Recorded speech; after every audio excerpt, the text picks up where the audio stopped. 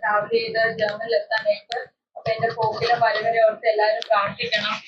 ഇപ്പൊ എനിക്ക് ഭാവിയുടെ ഇഷ്യൂസ് ഒക്കെ നടക്കുന്നുണ്ട്. അപ്പം ഞങ്ങളുടെ ഫ്ലൈറ്റ് പോകുന്നത് സെയിം ആ ഒരു റൂട്ടിലൊക്കെയാണ്. ദൈവസഭയുടെ ശ്രദ്ധയും പ്രാർത്ഥന എനിക്ക് വേണം. എനിക്ക് കഴിഞ്ഞ ദിവസം നിങ്ങൾക്ക് എല്ലാവർക്കും അറിയാവുന്ന പോലെ സഭയുടെ ആഭിമുഖ്യത്തിൽ ഒരു പരിശീലനം നടത്തുവാനിടയായി തീർന്നു. അതിൽ ഞാൻ പങ്കെടുത്തപ്പോൾ എനിക്ക് ഉണ്ടായ 2-3 പോയിന്റ്സ്, എന്നെ ചിന്തിപ്പിച്ച 2-3 പോയിന്റ്സ് ഞാൻ നിങ്ങളോട് ഷെയർ ചെയ്യുന്നു. അത് നിങ്ങൾക്ക് ആർക്കെങ്കിലും അനുഗ്രഹമാകുമെന്ന് ഞാൻ വിശ്വസിക്കുന്നു. നമ്മുടെ പരിശീലനം കണ്ടക്ട് ചെയ്തത് കഴക്കൂട്ടം പാസ്റ്റേഴ്സ് ഫെലോഷിപ്പിന്റെ നേതൃത്വത്തിലാണ് കണ്ടക്ട് ചെയ്യാൻ ഇടയായിട്ടത്. ഒന്നാമത്തെ പോയിന്റ് എന്നെ ചിന്തിപ്പിച്ചത് പറഞ്ഞതുപോലെ ഞങ്ങളും അതുപോലെ തന്നെ നമ്മുടെ റൈറ്റിംഗ് സൈഡിനും കൂടി അതിനൊരു സംഭാവന ഇടുവാൻ ഇടയായി തീർന്നു. അപ്പൊ എന്നെ അവിടെ ചിന്തിപ്പിച്ച ഒരു പോയിന്റ് എന്ന് പറഞ്ഞത്, നമ്മൾ ഫിനാൻഷ്യലി ഒരു എമൗണ്ട് ഇറക്കിയത് അത് സക്സസ് ആവത്തില്ല. ഒരു ഫസ്റ്റ് പോയിന്റ് എന്നെ ചിന്തിപ്പിച്ചാണ്. അപ്പൊ ഞാൻ പോയിട്ട് പറയുവാണ് ഞാൻ ഇത്ര എമൗണ്ട് കൊടുത്തു. അപ്പൊ ഒരുപാട് ദേവദാസന്മാര് ഞങ്ങൾ അന്ന് അപ്രീഷിയേറ്റ് ചെയ്യാൻ ഇടയായിട്ടിരുന്നു. ഒത്തിരി ദേവദാസന്മാര് അതിന്റെ പ്രൂഫ് ഓഫ് വാട്സാപ്പിലുണ്ട്. പപ്പയുടെ വാട്സാപ്പിൽ അതെടുത്തൊക്കെ കുറെ അപ്രീഷിയേറ്റ് ചെയ്യാൻ ഇടയായിട്ടുണ്ട്. അപ്പൊ ഈ അപ്രീഷിയേഷൻ കേൾക്കുമ്പോ എന്റെ മനസ്സിൽ ഡൗൺ, നമ്മൾ താഴെയാണ്. കാരണം നമ്മളൊരു ഫിനാൻഷ്യൽ എമൗണ്ട് ഞാൻ കൊടുത്തത് കൊണ്ട് നിങ്ങൾക്ക് ആർക്കെങ്കിലും തോന്നുന്നു നമ്മളാണ് ഇട്ടതുകൊണ്ട് ആ ഒരു പരസ്യം സക്സസ് ആകുമെന്ന് ഒരിക്കലും ഇല്ല. അപ്പൊ കർത്താവ് എന്നെ ചിന്തിക്കാൻ ഇടയായി തരുന്നത് നമ്മളെ കർത്താവ് ഒരു മുഖാന്തരമായി. ഞങ്ങളുടെ ഫാമിലി ഇപ്പൊ ഞങ്ങൾ ആ പൈസ കൊടുത്തില്ലെങ്കിൽ ദൈവം വേറെ ഒരു കുടുംബത്തെ എന്ത് ചെയ്യും, അതിനുവേണ്ടി നിയോഗിക്കും. അപ്പൊ കർത്താവ് ഒന്നാമത് ഞങ്ങൾ അതിനെ മുഖാന്തരമാക്കി. രണ്ടാമതൊരു കാര്യം എന്ന് പറഞ്ഞത്, നമ്മൾ കൊടുത്ത ഒരു എമൗണ്ട് അത് അവിടെ ഫ്രൂട്ട്ഫുൾ ആകുവാൻ തക്കവണ്ണം അതിനകത്ത് പ്രവർത്തിച്ച എല്ലാവരുടെയും ഒരു പങ്കാണ് ഇമ്പോർട്ടന്റ് എന്ന് പറയുന്നത്. രണ്ടാമത് എന്നെ ചിന്തിപ്പിച്ച ഒരു കാര്യം എന്ന് പറയുന്നത്, ഒത്തിരി പേര് ഏകദേശം 46 ഉണ്ടായിരുന്നു തോന്നുന്നു. 46 മെമ്പേഴ്സ് ഉണ്ടായിരുന്നു.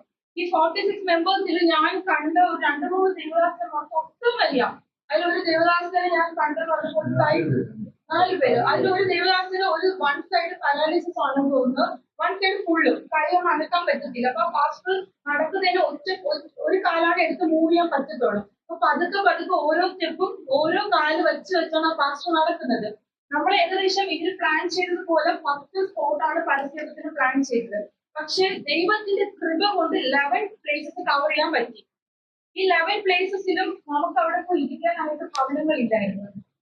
നമ്മൾ പോകുന്നു, പരസ്യമൊക്കെ ചെയ്യുന്നു, ഒരു എന്താ പറയുക, ഒരു പ്ലേസിൽ ഇറങ്ങുന്നു, എല്ലാവരും നിന്ന് അവിടെ വചനം പ്രസംഗിക്കുന്നു, 2 പാട്ട് പാടി ഒരു ദേവദാസ വചനം പ്രസംഗിക്കും. ഇങ്ങനെയാണ്.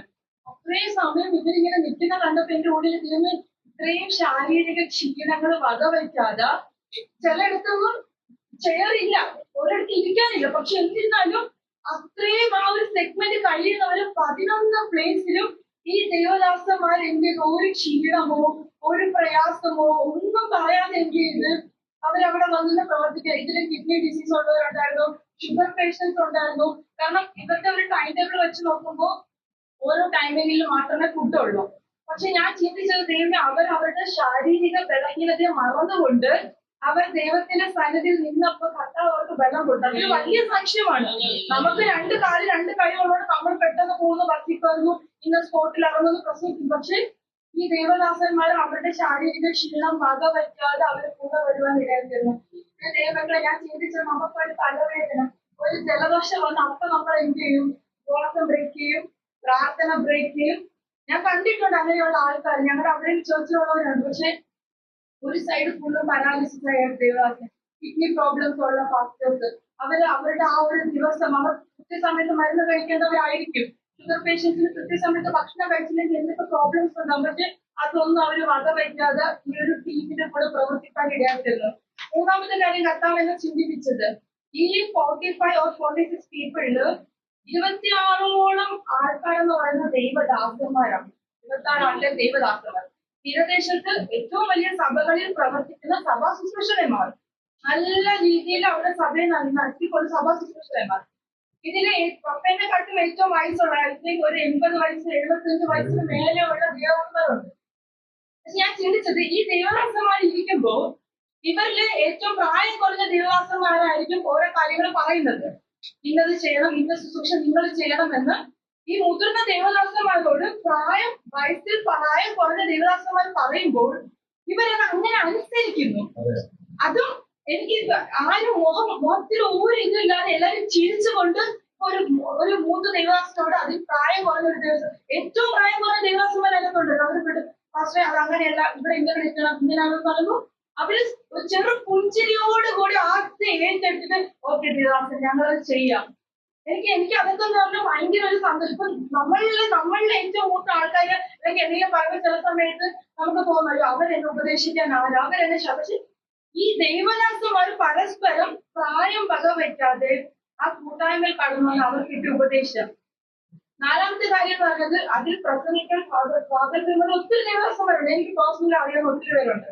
പാട്ടുപാടാൻ സ്വാതന്ത്ര്യമുള്ള ഒത്തിരി ആൾക്കാരുണ്ട്. പക്ഷേ ഇവർ പറഞ്ഞ വ്യക്തികൾ എല്ലാവരും എന്ത് ചെയ്ത് അങ്ങോട്ടും ഇങ്ങോട്ടും പരസ്പരം ഐക്യബന്ധപ്പെട്ട് എല്ലാരും പറയണം ഞങ്ങൾക്ക് അവസരം കിട്ടിയില്ലെങ്കിൽ കുഴപ്പമില്ല, അവർ പ്രസംഗിക്കേണ്ട പാസ്റ്റർ. ഇവർ പ്ലാൻ ചെയ്ത വ്യക്തികൾ ചില സ്പോട്ടിൽ പ്രസംഗിക്കാൻ പറ്റാതെ വന്നപ്പോൾ അത് വേറെ ദൈവദാസന്മാർക്ക് ആഗ്രഹം വന്നപ്പോൾ പാസ്റ്റർ ഞങ്ങൾ മാറി നിൽക്കാം. ആ ഒരു ചിന്ത എനിക്ക് മനസ്സിലാക്കി. ഇവരുടെ ആ ഒരു ഫെലോഷിപ്പിന്റെ പേര് മലക്കുട്ടം പാസ്റ്റേഴ്സ് ഫെലോഷിപ്പ്. ഫെലോഷിപ്പ് എന്ന് പറയുന്ന ഒരു വേർഡിന്റെ മീനിങ് എന്ന് പറയുന്ന കൂട്ടായ്മ എന്നാണ്. ഈ ഒരു പരസ്യയോഗത്തിൽ അങ്ങനെ ഒരു കൂട്ടായ്മ ഉണ്ടായിരുന്നു. ഒന്നാമത് ഞാൻ കണ്ടത് ഞാൻ പറഞ്ഞില്ലേ, ചെറിയവനോ വലിയവനോ അല്ലെങ്കിൽ ഞാൻ ഇന്ന സഭയിലെ പാസ്റ്ററാണ് എന്നൊരു വേറെ വ്യത്യാസമില്ലാതെ എല്ലാവരും ഒരുമിച്ച് പ്രവർത്തിച്ചു. രണ്ടാമത് ഡിനോമിനേഷൻ ഇല്ലായിരുന്നു. IPC-യിലുള്ള പാസ്റ്റർമാരുണ്ടായിരുന്ന ഏജ്, പക്ഷെ അതൊന്നും വകവയ്ക്കാതെ ദേശത്തിന് വേണ്ടി അവരൊരു ആത്മാർത്ഥത കൊടുത്തു. മൂന്നാമത് അവരുടെ ലോകങ്ങളൊന്നും വകവയ്ക്കാതെ ദൈവസേനയിൽ കടന്നു വരുവാൻ ഇടയായിത്തീർന്നു. നാലാമത് ഇവരുടെ എല്ലാവരുടെ ആ ഒരു ഒബീഡിയൻസ്, അവരുടെ ഒരു താഴ്മ, അവർ ദൈവത്തിന് വേണ്ടി കൊടുത്ത സമയം. ഏകദേശം രാത്രി 8 മണിക്കാണ് ഈ പരസ്യയോഗ ശുശ്രൂഷ തീർന്നത്. അത് തീർന്നത് വരെയും സ്റ്റാർട്ടിങ്ങിൽ ഉണ്ടാകുന്ന അതേ വ്യക്തികള് എൻഡിങ് വരെ ഉണ്ടാകുവാൻ ഇടയായിത്തീർന്നു. ആരും ഒരു കാര്യങ്ങളും രണ്ടുപേരും പോയതല്ലാതെ വേറെ ആരും വീട്ടിലെ ഒരു കാര്യം, അവരുടെ വീട്ടിൽ വയ്യാത്ത ആൾക്കാരെ നോക്കേണ്ട ആൾക്കാരൊക്കെ ഉണ്ട്. പക്ഷെ ആരും പകുതിയിൽ ബ്രേക്ക് ചെയ്ത് ഒന്നും പോയില്ല. ഇതിന്റെ ഒരു കൺക്ലൂഷൻ ആയിട്ട് എന്നെ കർത്താവ് പഠിപ്പിച്ചെന്ന് പറഞ്ഞാൽ, ദൈവത്തിന് വേണ്ടി സമയം കൊടുത്തോ, നമ്മൾ നമ്മുടെ സാമ്പത്തികം കൊടുത്തോ, നമ്മൾ നമ്മുടെ എന്താ പറയാ നമുക്ക് ദൈവം തന്നിരിക്കുന്ന ആലോചന കീഴ്പ്പെട്ട് നമ്മൾ നടന്നോ ഒന്നും വേസ്റ്റ് ആയി പോയിട്ടില്ല. പക്ഷെ ഞാൻ കഴിഞ്ഞ പ്രാവശ്യം സ്റ്റാർട്ടിങ്ങിൽ ഞാൻ ഇവിടെ പറഞ്ഞപ്പോഴൊരു പോയിന്റ് പറഞ്ഞു, പ്രയോറിറ്റി ദൈവത്തിനായിരിക്കണം. ഒരിക്കലും ദൈവസന്നിധിയിൽ നിന്ന് നന്മ പ്രാപിച്ചിട്ട് പകുതിയിൽ വെച്ച് പോകുന്നവരായിട്ട് മാറുകയും ചെയ്യുന്നത്. ദൈവത്തെ മുൻപിൽ വെച്ചുകൊണ്ട് ശാരീരിക ക്ഷീണങ്ങൾ ഉണ്ടാകും, ബലഹീനതകളുണ്ടാകും, ഇല്ലെന്ന് ഞാൻ പറയുന്നില്ല. പക്ഷെ അതിനെ നമ്മൾ ഒരു സൈഡ് മാറ്റി വെച്ചിട്ട് നമ്മൾ ദൈവത്തിന് വേണ്ടി സമയം കൊടുക്കുകയാണെങ്കിൽ തീർച്ചയായിട്ടും കർത്താവ് നമ്മൾ അനുഗ്രഹിക്കുകയാണ്. അങ്ങനെ കർത്താവിന്റെ ഒരു കൃപയാൽ നല്ല അനുഗ്രഹിക്കപ്പെട്ട ഒരു ശുശ്രൂഷ തന്നെ ആയിരിക്കാൻ ഇടയായിത്തീർന്നു. തുടർന്ന് ഞങ്ങളുടെ യാത്രയോട് പ്രാർത്ഥിക്കണം. ഞാൻ വന്നിട്ട് ഏകദേശം ഒരു 3 weeks എബോ ആകും. സാധാരണ ഈ വിദേശത്ത് നിന്ന് വരുന്നവരൊക്കെ ഓൾറെഡി ഓരോ പ്ലാനുകളൊക്കെ ഇട്ട് വരും. ഇന്ന സ്ഥലത്ത് പോകണം, ഇന്ന ടൂർ പോകണം, ഇന്ന ട്രിപ്പ് പോകണം എന്നൊക്കെ. ഞാൻ കഴിഞ്ഞ ദിവസം ചിന്തിച്ചപ്പോൾ ഞങ്ങൾ പറഞ്ഞു, കർത്താവ് ഞങ്ങൾക്ക് ഈ ഒരു വെക്കേഷൻ ഞങ്ങൾക്ക് രണ്ടുപേർക്കും കർത്താവ് സ്പിരിച്വലി കുറെ കാര്യങ്ങൾ പഠിക്കുവാനായിട്ട് ദൈവം ഞങ്ങളെ സഹായിച്ചു. പല വ്യക്തികളിൽ നിന്ന് ഞങ്ങൾ ഒരുപാട് ലെസൺസ് ഞങ്ങൾക്ക് ലേൺ ചെയ്യാൻ സാധിച്ചു. ഞങ്ങൾ അങ്ങനെ എന്താ പറയാ അല്ലാതെ ഒരു ടൈം ഞങ്ങൾ സ്പെൻഡ് ചെയ്തില്ല. പപ്പ പറയും ഇന്നടുത്ത് പ്രാർത്ഥനയാണെന്ന് പറയുമ്പോൾ നമുക്ക് ഓക്കെ പ്രാർത്ഥിച്ചു. ഓരോ പ്രാർത്ഥനയ്ക്ക് പോകുമ്പോൾ ചില ആലോചനകൾ കേൾക്കുമ്പോൾ ദൈവം ഞങ്ങളോട് പറയുന്നത് എനിക്ക് തോന്നിയിട്ടുണ്ട്. ചില ദൈവദാസന്മാരുടെ കൂടെ നമ്മൾ സഞ്ചരിക്കുമ്പോൾ അവരുടെ ഓരോ കാര്യങ്ങൾ കേൾക്കുമ്പോൾ ഇത് കർത്താവ് ഞങ്ങളോട് പറയുന്നതാണല്ലോ. അങ്ങനെ സ്പിരിച്വലി ഗ്രോൺ അപ്പ് ആകാൻ വേണ്ടി ഈ ഒരു വെക്കേഷൻ കർത്താവ് ഞങ്ങളെ സഹായിച്ചു. ഓരോ ദിവസവും ദൈവത്തോട് കൂടെ ഇരിക്കാൻ വേണ്ടി ദൈവം ഞങ്ങളെ സഹായിച്ചു. അതൊരു വലിയ ബ്ലെസ്സിംഗ് ആയിട്ട് എടുക്കുകയാണ്. തുടർന്ന് ദൈവസഭയുടെ പ്രാർത്ഥന വേണം.